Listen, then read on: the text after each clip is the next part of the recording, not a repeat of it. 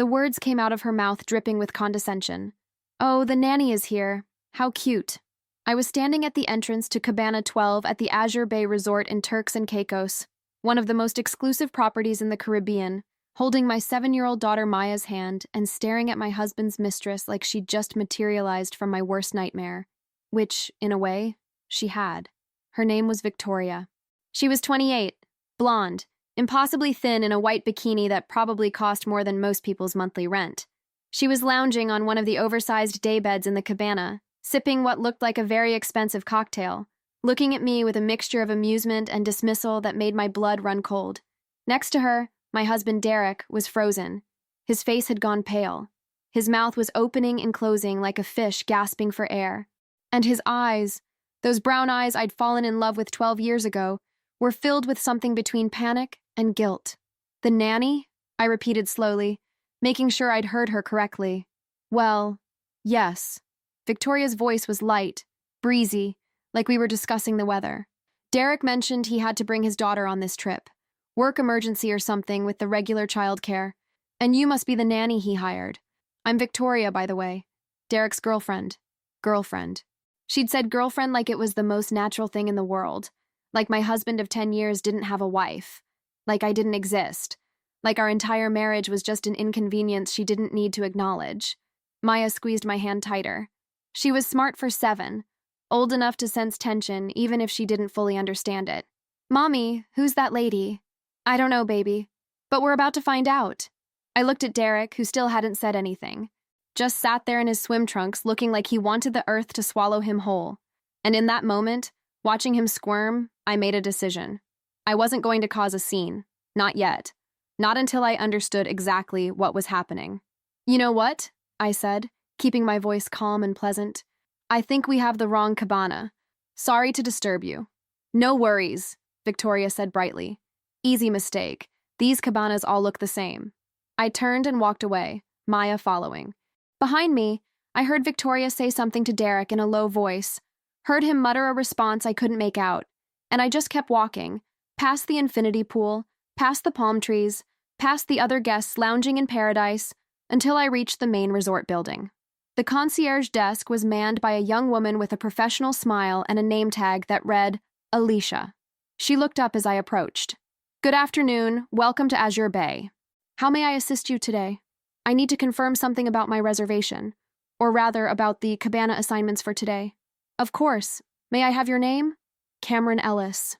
I watched her type into her computer, watched her eyebrows rise slightly as she read whatever came up on her screen, watched her expression shift from professional courtesy to something like concern. "Ms. Ellis, yes, I have you right here. You're in the Ocean View Villa, and you have Cabana 12 reserved for today from 10 a.m. to 6 p.m. Cabana 12, that's what I thought. But there are people there. A man and a woman. They seem to think they belong there." Alicia's fingers flew across her keyboard again. "I see. Let me pull up the full profile for that reservation." More typing. Then her eyes widened. Oh my. Ms. Ellis, I'm so sorry. There appears to be a significant issue here." "What kind of issue?" She turned her monitor toward me. On the screen was a reservation profile for Azure Bay Resort. Guest name, Derek Ellis. Dates, November 15th, 22. Ocean View Villa, daily cabana access, all-inclusive premium package. And there was a photo. Derek's photo from his work ID, the one he'd uploaded for the resort's facial recognition security system. But that wasn't what made my hands start shaking. At the bottom of the profile, in a section labeled Property Owner Benefits Applied, there was another photo. Mine. From the board meeting last year when we'd voted to approve the expansion project. My professional headshot, smiling, wearing the navy suit I'd worn to pitch our largest investor. Below my photo, it read, Cameron Ellis, Principal Owner, Azure Bay Development Group, 45% equity stake. All courtesy benefits apply to reservation. The concierge was looking at me with growing horror as she realized what she was seeing. My husband had booked a vacation at a resort I partly owned, using my owner's benefits for his room upgrade and cabana access, to bring his mistress on a romantic getaway. And that mistress had just called me the nanny. "Ms. Ellis," Alicia said carefully, "I am so sorry. There was clearly a miscommunication in the reservation system. Mr. Ellis used your ownership credentials to book this stay. And I don't think our staff realized there were two different parties involved. The booking confirmation went to his email, but all the owner benefits were applied under your name and photo. So everyone here knows I own this resort? The staff does, yes. Your photo is in our owner recognition system. We're trained to provide exceptional service to all our ownership partners. I'm mortified that this situation occurred. If I'd known when Mr. Ellis checked in that he wasn't traveling with you, I would have flagged it immediately.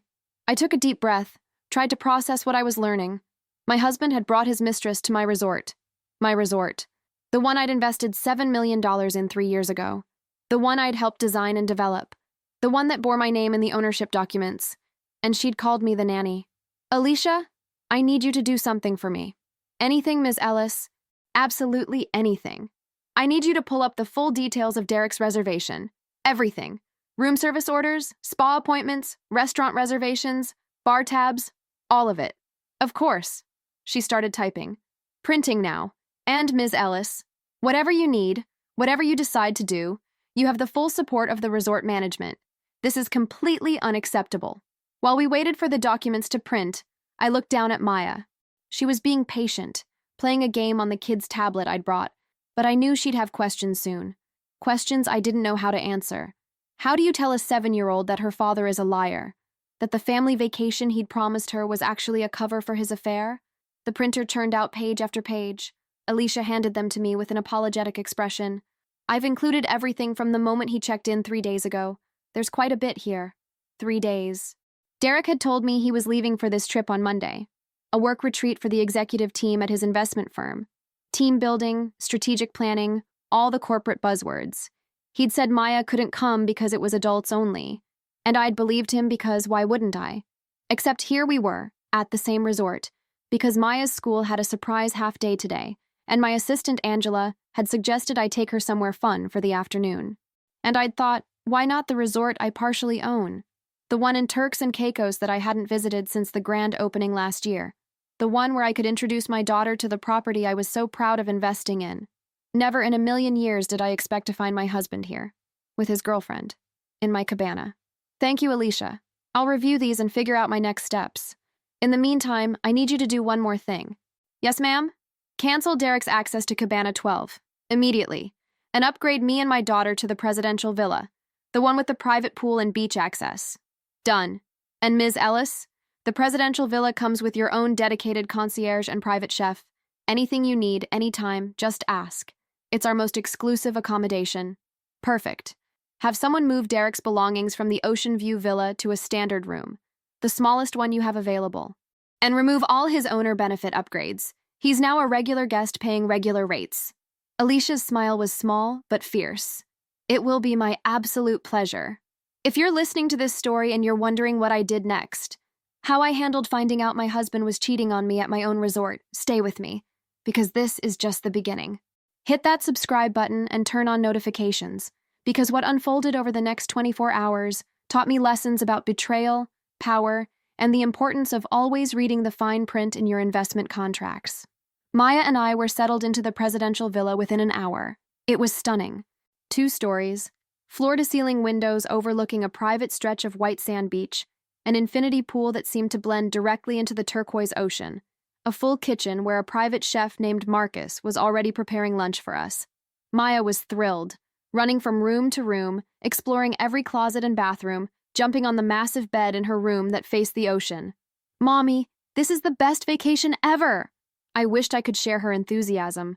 Instead, I was sitting on the private terrace, reading through Derek's resort charges with a glass of very expensive wine and a growing sense of disbelief. Day 1. Couples massage at the spa for 2. Cost, $800. Charged to my owner's account at a 50% discount. $400. Day 1. Dinner at Maria, the resort's most exclusive restaurant. Tasting menu with wine pairings for 2. Cost, $650. Discounted to $325. Day 1. Late night room service. Champagne, chocolate-covered strawberries, caviar. Cost, $380. Discounted to $190. Day 2. Private yacht excursion for 2. Full day, catered lunch, snorkeling gear, photographer. Cost, $2,200. Discounted to $100. Day 2. Another couple's massage, different treatments this time. Cost, $900. discounted to $450. Day 2, dinner at Aqua, the beachfront restaurant, more expensive wine, more extravagant food. Cost $580s, discounted to $290. Day 3, parasailing for 2. Cost $400, discounted to $200. Day 3, private beach cabana with bottle service. Cost $600, discounted to $300. Day 3, the afternoon we'd interrupted them in Cabana 12. I added it up. In 3 days, Derek had spent over $6,000. But because he'd used my ownership benefits, he'd only paid half. The other half was absorbed by the resort as a courtesy to me, the investor, meaning Derek had used my investment, my money, my owner privileges to wine and dine his mistress. The rage that had been simmering since Cabana 12 boiled over. I pulled out my phone and called my business partner, James Richmond. James and I had gone in on the Azure Bay investment together. He owned 35%, I owned 45%, and a group of smaller investors held the remaining 20%. James answered on the second ring. Cameron, how's the resort looking? Did you finally make it down there to check on our baby? I'm here, and James, we have a problem. What kind of problem? The kind where my husband is using my owner benefits to bring his mistress on vacation and charging everything to my account. Silence. Then, you're kidding. I wish I was. Your husband is there? At Azure Bay? With another woman? Yes, and he's been here for 3 days, racking up charges, using my 50% discount, living large on my investment. That's... James struggled for words. That's bold, stupid, but bold. What do you want to do? I want to make sure he can't do this again. Can we add a clause to the ownership agreement? Something that prevents guests from fraudulently using owner benefits? We already have that clause. It's in Section 12 of the ownership agreement. Any guest claiming owner benefits must be traveling with the owner or have explicit written permission from the owner to use their account.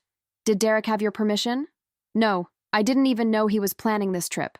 Then he violated the terms of use, which means the resort can not only revoke his benefits, but also bill him for the full undiscounted amount of everything he's charged so far, plus penalties. A smile spread across my face. Can you send me that section of the agreement? I want to read it myself. Sending now. And Cameron, I'm sorry you're dealing with this. Your husband's an idiot. Agreed. I hung up and waited for James's email to arrive. When it did, I read through Section 12 carefully. James was right. The language was clear. Any unauthorized use of owner benefits was considered fraud. The resort had the right to bill the full amount to the offending party, plus a 25% penalty fee for the administrative burden and breach of trust. That meant Derek's $6,000 vacation was about to become a $12,000 nightmare. I called Alicia at the concierge desk. I need to speak with the general manager. Is she available? Ms. Ellis, I'll connect you immediately. 2 minutes later, I was on the phone with Simone Baptiste, the general manager of Azure Bay. We'd met during the construction phase and again at the grand opening. She was competent, professional, and had turned the resort into one of the most profitable properties in the Caribbean within its first year. Cameron, it's wonderful to hear from you. Alicia briefed me on the situation with your husband. I cannot apologize enough for this oversight. It's not your fault, Simone. Derek deliberately exploited a loophole, but I want to close that loophole, and I want him to face consequences. I'm listening. Section 12 of the ownership agreement allows you to bill guests who fraudulently use owner benefits. I want you to exercise that right with Derek. Bill him for the full undiscounted amount of everything he's charged, plus the 25% penalty. That would be approximately $12,000. I'm aware, and I want you to collect it before he checks out. No exceptions. Consider it done. I'll have accounting prepare the amended bill. He'll receive it by this evening. Thank you. And Simone, if he refuses to pay, or if he tries to leave without settling the bill, you have my permission to involve the authorities. This is fraud. I want him to understand that. Understood. And Cameron, for what it's worth, I'm very sorry you're dealing with this. You deserve better. Thank you. After I hung up, I sat on the terrace watching Maya play in the private pool. She was so happy, so innocent, so unaware that her world was about to change in ways she couldn't yet understand. My name is Cameron Ellis.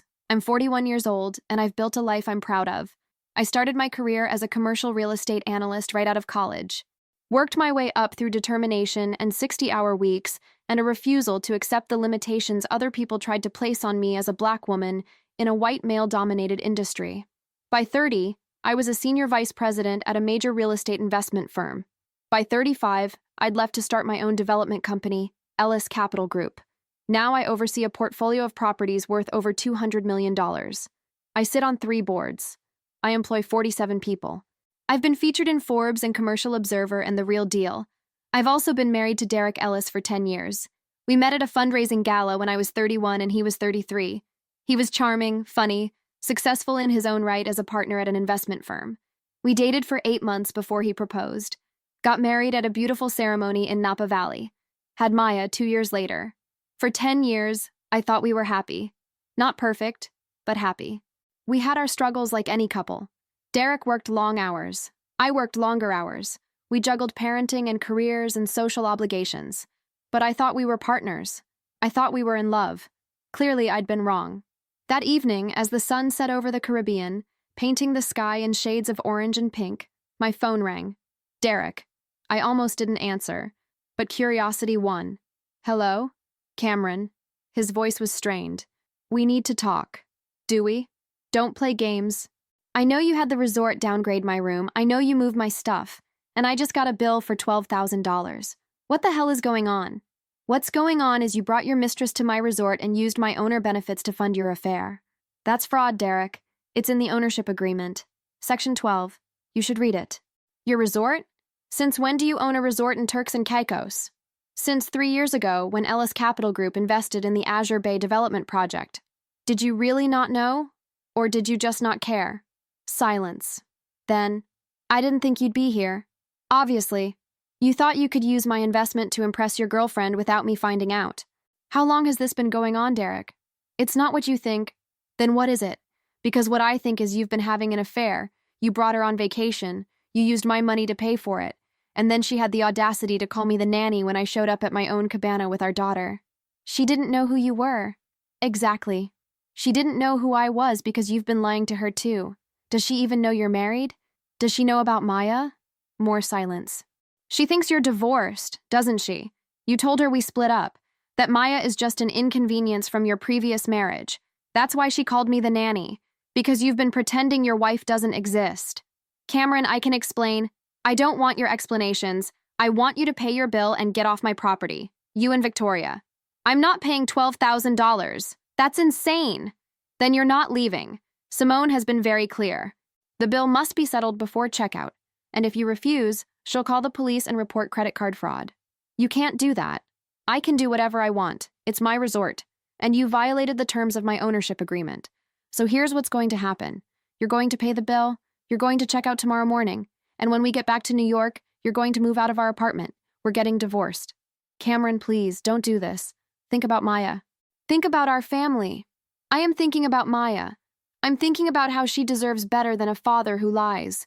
And I'm thinking about how I deserve better than a husband who cheats. We're done, Derek. This marriage is over. I hung up before he could respond. My hands were shaking, but my resolve was solid. 10 years of marriage, gone. Destroyed by his selfishness and arrogance. Destroyed by his belief that he could use my success to fuel his betrayal. But I wasn't going to fall apart. Not now. Not in front of Maya. Not when I needed to be strong. I called my best friend Naomi. She picked up immediately. Tell me you're not calling me from a resort in Turks and Caicos. How did you know I'm at a resort? Because your assistant Angela called me this morning and said you were taking Maya to Azure Bay for a surprise vacation. What's going on? Why do you sound upset? I told her everything. The cabana, Victoria, the realization that Derek had been having an affair, the ownership benefits he'd fraudulently used, the $12,000 bill, the decision to divorce. When I finished, Naomi was quiet for a long moment. Then, I'm booking a flight. I'll be there tomorrow morning. You don't have to do that. Yes, I do. You're my best friend. You just found out your husband is cheating on you in the most humiliating way possible. I'm coming. No arguments. Okay. Thank you. Have you told your parents? Not yet. I don't even know how to explain this. Start with the truth. Derek is an asshole who got caught. Everything else is just details. After we hung up, I sat on the terrace for a long time, watching the stars come out over the ocean. Maya was asleep in her room, exhausted from swimming all afternoon, and I was alone with my thoughts, trying to figure out how I'd missed the signs. Had there been signs? Looking back now, maybe. Derek's increased work travel over the last year, His new habit of going to the gym early in the morning before I woke up. The way he'd started password protecting his phone when he'd never done that before. Small things I'd noticed but explained away because I trusted him. Because I'd believed in our marriage. What a fool I'd been. Around midnight, there was a knock on my villa door. I checked the peephole, expecting maybe Simone or Alicia with an update. Instead, I saw Victoria. She was still in that white bikini, but now she'd thrown a cover-up over it. Her perfect blonde hair was windblown, and she looked uncertain, almost scared. I opened the door but didn't invite her in. "Can I help you? Are you Derek's wife?" "Yes. He just told me. He said he'd been lying to me for 6 months, that he's married, that he has a daughter, that you own this resort. All true. I didn't know, I swear. He told me he was divorced. He showed me photos of Maya and said she was from his previous marriage. He said his ex-wife was difficult, that they were going through a custody battle. I thought I was dating a single father. But you're not. You're dating a married man who lied to both of us." Tears started rolling down her face. "I'm so sorry. I would never have gone out with him if I'd known. I'm not that kind of person. I don't date married men. I wanted to hate her, wanted to blame her for destroying my marriage. But looking at her crying in my doorway, I realized she was a victim too. Just a different kind of victim." "How did you meet him?" "At a work conference in Miami 6 months ago. He was charming, funny. He seemed so genuine. We exchanged numbers, started talking every day. He told me about his demanding ex-wife, about how hard it was being a single dad, about wanting to find someone who understood him. I fell for it. For him. For the whole story." "Did you know where we were staying?" "He said he booked this resort because he got a great deal through a work connection.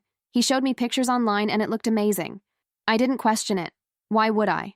Because if something seems too good to be true, it usually is." She nodded miserably. "I realize that now. And I'm leaving.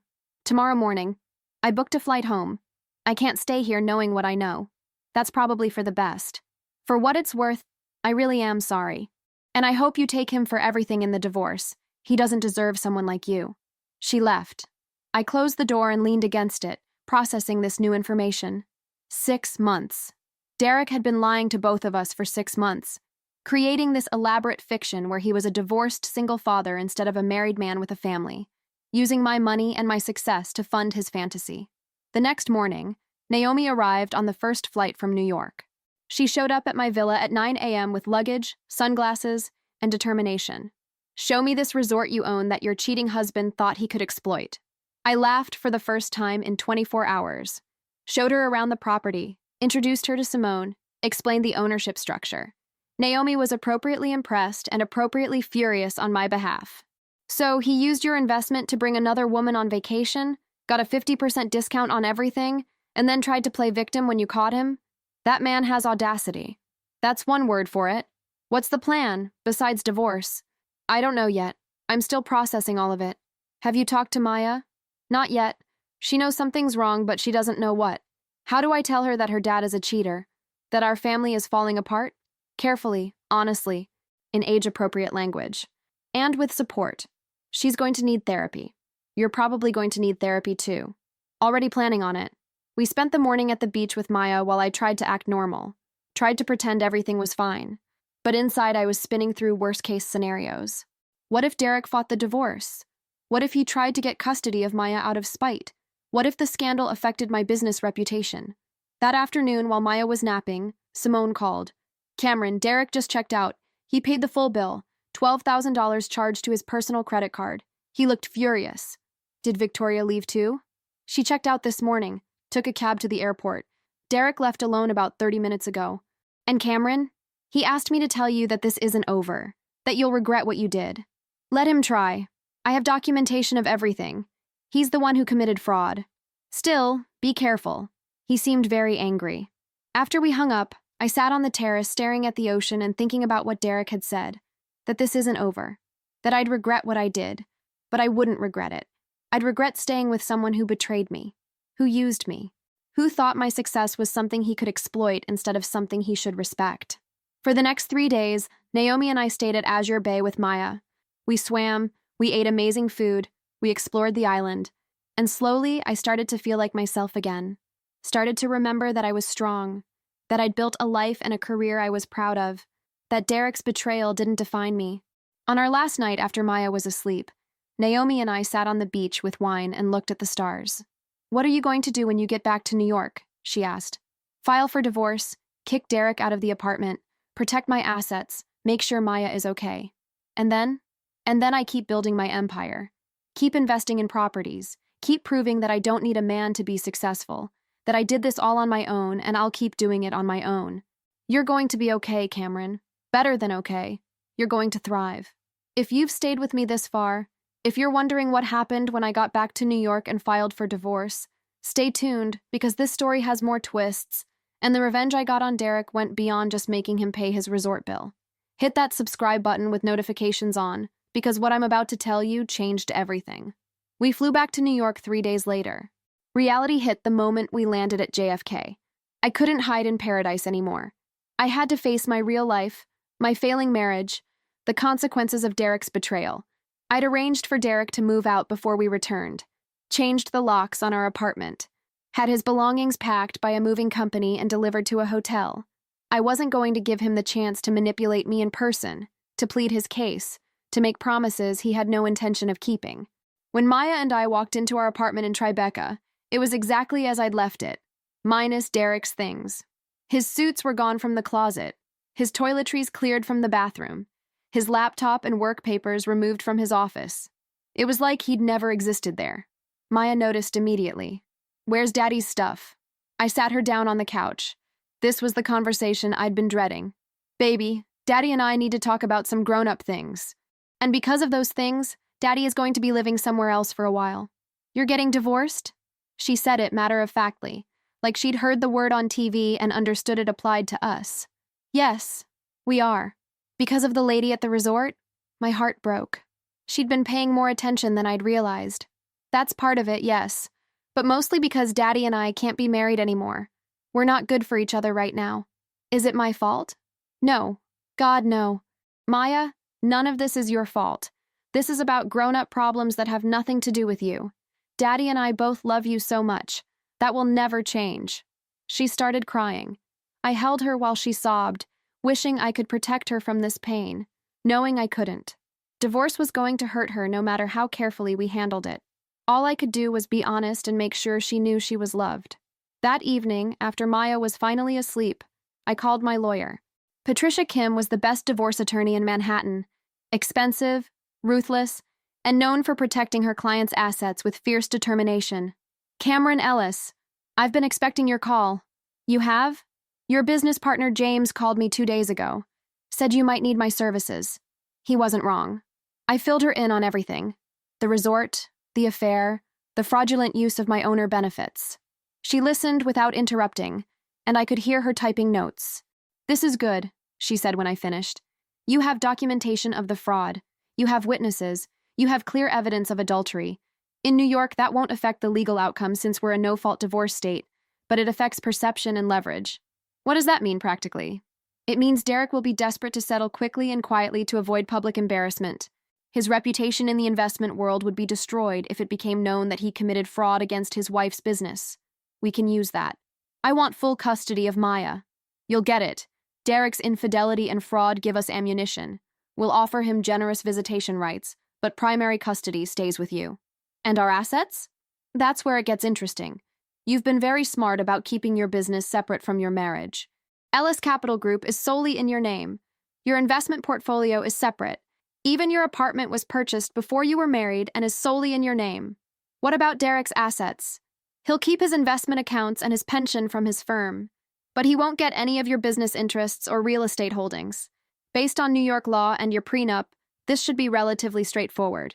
"We have a prenup?" "Yes. You signed one before your wedding. Don't you remember?" I thought back to the weeks before our wedding. There had been so much paperwork. Marriage license, vendor's contracts, the prenup our parents had insisted on. I'd signed it without really reading it, trusting that it was standard protection. "What does it say?" "That all assets acquired before the marriage remain separate. That business interests remain separate.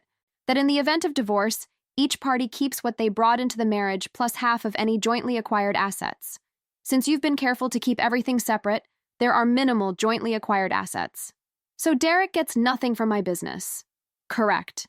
He gets nothing from Ellis Capital Group. Nothing from your investment properties. Nothing from your ownership stake in Azure Bay. He walks away with what he came in with, which is significantly less than what you have. Good. I'll file the papers tomorrow. Be prepared for Derek to fight this, especially the custody arrangement. But Cameron, we have the better case. You'll be fine. After we hung up, I poured myself a glass of wine and stood at my floor-to-ceiling windows looking out at the New York skyline. This city had been good to me. I'd built my career here, made my fortune here, created a life I was proud of. Derek was just one chapter. A painful chapter, but not the whole story. My phone rang. Derek. I almost didn't answer, but decided I needed to establish boundaries early. What? We need to talk about Maya. My lawyer will be in touch with your lawyer. All communication goes through them. Cameron, don't be like this. We can work this out like adults. We could have worked things out like adults if you hadn't brought your mistress to my resort and used my money to fund your affair. You made choices, Derek. Now you live with consequences. I made a mistake. You made a series of calculated decisions over 6 months. That's not a mistake. That's a pattern. Fine. You want to play hardball? I'll fight you on everything. Custody, assets, all of it. Go ahead. I have documentation of your fraud. I have witnesses. I have your mistress's testimony that you lied about being divorced. You have nothing. I have 10 years of marriage. I have the fact that I'm Maya's father. I have rights. Rights you should have thought about before you committed fraud and adultery. Sign the divorce papers, Derek. Take the settlement my lawyer offers. Move on with your life. You'll regret this. The only thing I regret is wasting 10 years on you. I hung up. My hands were shaking, but my resolve was solid. Derek was going to try to make this difficult, but I was prepared. I had resources he didn't have, legal representation he couldn't match, evidence he couldn't refute. The next morning, Patricia filed the divorce papers. By noon, Derek had been served at his office. By evening, his lawyer had called Patricia to negotiate. They want to settle quickly, Patricia told me. Derek's firm found out about the fraud situation. They're not happy. His job might be in jeopardy if this becomes public. What are they offering? He'll agree to your custody arrangement. He'll take his investments and pension. He won't contest any of your business assets. In exchange, you agree not to pursue criminal charges for the fraud, and you sign a non-disclosure agreement about the circumstances of the divorce. He wants to buy my silence. Essentially, yes. He wants to make sure you don't tell everyone in his professional circles that he committed fraud against his wife. What do you recommend? Take the deal. You get everything you want, full custody, all your assets, a clean break, and you don't have to spend years in ugly litigation. Derek walks away with his tail between his legs but without criminal charges. I thought about it. Part of me wanted to refuse, wanted to make Derek face criminal charges, wanted everyone to know what he'd done, but the other part of me just wanted this over, wanted to move on, wanted to focus on rebuilding my life instead of destroying his. I'll take the deal, but I want one addition to the non-disclosure agreement. What's that? Derek can't use my name or my business in any capacity. He can't tell people we were married. He can't leverage our relationship for professional gain. He essentially has to pretend I never existed. That's harsh. He tried to erase me by telling Victoria we were divorced. Turnabout is fair play. He wants to pretend I'm not part of his story? Fine. But then I'm not part of his story in any way. I'll add it to the agreement. The divorce was finalized in record time, 3 months from filing to final decree. Derek signed everything Patricia put in front of him, agreed to every term, took his settlement, and disappeared from my life as completely as I'd demanded. But the story didn't end there, because 3 months after our divorce was finalized, I got a call from James Richmond. Cameron, we need to talk about Azure Bay. What about it? We have an opportunity to expand. There's an adjacent property coming on the market, 20 acres of pristine beachfront. If we buy it now, we can double the size of the resort and increase our revenue projections by 60%. How much? $15 million. We'd each need to contribute based on our ownership percentages. Your share would be about $7 million. I'm in. You don't want to think about it? James, Azure Bay is one of my best investments. It's turned a profit every quarter since opening. The expansion makes sense. I'm in. We closed on the expansion property 4 months later. Started construction on 30 new villas, an additional restaurant, and expanded spa facilities. The project took 2 years to complete, but when it did, Azure Bay became one of the most sought-after resorts in the Caribbean. My 45% ownership stake, which I'd bought for $7 million initially and expanded with another $7 million, was now worth close to $50 million. My investment had increased over 250% in 5 years. Meanwhile, Derek's career had stalled. His firm had quietly pushed him out after the fraud situation came to light internally. He'd found another job at a smaller firm with less prestige and less pay. His life had gotten smaller while mine had gotten bigger. I didn't take satisfaction in his downfall. I was too busy building my empire to care about his struggles. But I did appreciate the irony. He'd tried to use my success to fuel his affair, and instead, his betrayal had led directly to his professional decline. Maya adjusted to the divorce better than I'd expected. We did therapy, both individual and family. I made sure she spent regular time with Derek, despite my personal feelings, because she needed her father in her life. And slowly, we found a new normal. 2 years after the divorce, I was at a charity gala in Manhattan when I ran into Victoria. She was there with a date, looking happy and healthy. She recognized me immediately. "Cameron, can we talk for a moment?" "Sure." We stepped away from the crowd to a quieter corner of the ballroom. "I wanted to thank you," she said, "for not hating me, for not making what happened harder than it already was. You were a victim too. Derek lied to both of us. Still, a lot of women wouldn't have been so understanding. I heard you got divorced. I hope you're doing okay." "I'm doing great, actually. Better than I was when I was married." "Good. You deserve better than him. For what it's worth, I'm glad I met you that day at the resort. Even though the circumstances were awful, it made me reevaluate my life. I went to therapy. I started being more careful about who I trust. I'm in a much better place now. I'm glad to hear that. And I heard about the Azure Bay expansion. I follow resort development news for my job. It's amazing what you've built. Thank you." After she walked away, I stood there for a moment, reflecting on how far we'd all come. Victoria had been hurt by Derek's lies, but had used that pain to grow. I'd been betrayed, but had used that betrayal to focus on my business and my daughter.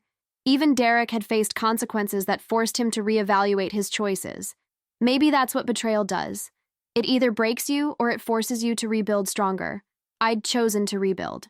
3 years after the divorce, I was interviewed by Forbes for an article about successful women in real estate development. The journalist asked about my investment philosophy, my approach to risk, my vision for the future. "You've had remarkable success in a male-dominated industry," she said. "What's your secret?" "No secret, just hard work, smart decisions, and refusing to let anyone diminish me. I've faced challenges, personal and professional, but I've never let them define me. I've always focused on building something meaningful rather than dwelling on setbacks." "Can you give an example of a setback you overcame?" I thought about Derek, about the resort, the affair, the way he'd tried to use my success against me. I thought about how I could tell that story, how it might help other women facing similar situations. But then I remembered the non-disclosure agreement. I couldn't talk about Derek or the divorce. Those were the terms I'd agreed to. "Everyone faces setbacks," I said instead. "Bad investments, difficult partners, unexpected challenges. The key is not letting those moments stop you. You acknowledge the pain, you learn the lesson, and you move forward with wisdom you didn't have before." The article came out 2 months later. It was positive, glowing even. It talked about my success, my vision, my impact on the industry. And it mentioned Azure Bay as one of my most successful investments. I sent a copy to Simone at the resort. She called me laughing. "You're famous now. We've had 20 new reservation requests just from people reading that article and wanting to stay at the resort Cameron Ellis invested in. That's great for business." "It is. And Cameron, I just want you to know that moment with your ex-husband, as awful as it was, led to something good. The new protocols we implemented after that incident have prevented 2 other cases of benefit fraud. You made this resort better. I'm glad something good came from it." 4 years after the divorce, Maya turned 11. She was smart, funny, well-adjusted despite everything she'd been through. She spent weekends with Derek and weekdays with me. She was doing well in school, had good friends, was happy. One evening, she asked me a question I'd been dreading. "Mom, why did you and Dad get divorced?" "Really?" She was old enough now to understand more than the simple explanation I'd given her at 7. Old enough to deserve more of the truth. "Dad made some choices that hurt our marriage. He wasn't honest with me about important things, and I realized I couldn't be married to someone I couldn't trust." "Did he cheat on you?" "Yes." "With that lady at the resort?" "Yes." "That must have hurt." "It did. A lot. But it also taught me something important. That I'm strong enough to rebuild my life even when it feels like it's falling apart. That I don't need someone else to make me whole. That I can be happy on my own. Are you happy? Yes, I really am. Do you think you'll get married again? Maybe someday. If I find someone who deserves me. But I'm not looking. I'm focused on being the best mom I can be to you and the best businesswoman I can be in my career. You're already the best mom. 5 years after the divorce, I sold my stake in Azure Bay. James and I had received an offer from a major hotel conglomerate to buy the resort outright. They were offering $85 million for the full property. My 45% stake meant I'd walk away with $38 million. From an initial investment of $14 million, I'd nearly tripled my money in 8 years. James and I discussed it extensively. The resort was profitable, well-run, and had strong future potential. But the offer was too good to pass up. We could take the money, reinvest it in other projects, diversify our portfolios. We sold. I used my proceeds to invest in 3 new development projects across the U.S., an office building in Austin, a mixed-use complex in Denver, a luxury residential tower in Miami. Each project carefully chosen, each contract carefully reviewed, each partnership carefully vetted. I'd learned from my mistake with Derek. I now read every agreement, understood every clause, made sure no one could use my investments or my name without my explicit permission. I'd become more careful, more protective, more aware of how people might try to exploit my success. But I hadn't become closed off. I still invested, still took risks, still believed in building something meaningful. I'd just gotten smarter about how I did it. 6 years after finding Derek at my resort with his mistress, I was exactly where I wanted to be. My business was thriving. My daughter was flourishing. My life was full and rich and entirely my own. And Derek, he was just a footnote, a painful chapter that taught me important lessons but didn't define my story. Sometimes people ask me if I regret how I handled the situation at Azure Bay, if I wish I'd been quieter about it, less confrontational, more forgiving. My answer is always the same. No. I don't regret standing up for myself. I don't regret demanding accountability. I don't regret using every resource I had to protect what was mine. Derek thought he could use my success against me, thought my investments were tools he could exploit, thought I'd be too embarrassed or too focused on keeping up appearances to call him out. He was wrong. And that moment when the concierge pulled up my owner profile, when Derek's face went pale as he realized I owned the resort where he'd brought his mistress, when Victoria understood she'd just called the actual owner the nanny, that moment wasn't just satisfying. It was clarifying. It showed me who I really was. Not just Derek's wife. Not just someone who'd made smart investments, but someone with power. Someone who couldn't be diminished. Someone who would fight for herself. That's what I want you to understand if you're listening to this story. If you're in a situation where someone is trying to use your success against you, where someone is exploiting your trust, where someone thinks they can diminish you, fight back. Use every resource you have. Stand up for yourself. Your success is yours. Your investments are yours. Your power is yours. Don't let anyone take that away from you or use it to hurt you. 7 years after the divorce, I'm 48 years old. I run a real estate empire worth over $300 million. I've been featured in every major business publication. I sit on 6 boards. I employ over 100 people. I'm one of the most successful Black women in commercial real estate development. And I did it all on my own. Without Derek, without any partner. Just me, my team, and my determination to build something meaningful. Maya is 14 now. Smart, ambitious, already talking about studying business in college. She wants to join Ellis Capital Group someday. Continue the legacy I'm building. I'm teaching her everything I know. How to read contracts. How to evaluate investments. How to trust people but verify their actions. How to be strong without being hard. How to be successful without sacrificing her values. I'm teaching her the lessons Derek taught me, though he never intended to teach them. That success makes you a target. That people will try to use what you've built. That you have to protect yourself and your investments with the same fierce determination you used to build them. But I'm also teaching her that betrayal doesn't have to break you. That you can survive the worst and come back stronger. That your worth isn't determined by anyone else's perception of you. Last month, I ran into Derek at a charity event. First time I'd seen him in 3 years. He looked older, tired. He was there with a date, someone new, someone who didn't know our history. He tried to talk to me. I was polite but brief. We had nothing to say to each other anymore. He was just someone I used to know. Someone who'd hurt me once, but no longer had any power over my life. As I walked away from that conversation, I felt nothing. No anger, no pain, no regret, just indifference. He'd become irrelevant to my story. Just a minor character who'd appeared for a few chapters and then disappeared. Meanwhile, I was living my best life, building my empire, raising my daughter, creating a legacy that would outlast any pain Derek had caused. That's what I want you to remember. That the people who betray you, who try to use you, who attempt to diminish you, they're just temporary obstacles. They don't get to write your story. You write your story. And my story? It's about a woman who built something from nothing, who faced betrayal but refused to be broken, who used her pain as fuel to build something even greater, who showed her daughter that success is the best revenge, but peace is better than revenge. 7 years ago, at a resort cabana in Turks and Caicos, my husband's mistress called me the nanny. She thought I was hired help, someone insignificant, someone who could be dismissed. But when the concierge pulled up that owner profile, when my photo appeared on the screen as a principal owner with a 45% equity stake, everything changed. The power dynamic shifted, the truth came out, and I learned something crucial about myself. I'm not the nanny, I'm not the help, I'm not someone who can be dismissed or exploited. I'm Cameron Ellis. I'm a business owner, an investor, a developer, a mother, a woman who built an empire with her own hands and her own vision.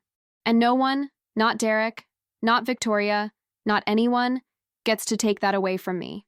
If this story resonated with you, if it helped you see your own strength, if it gave you courage to stand up for yourself, hit that subscribe button and turn on notifications.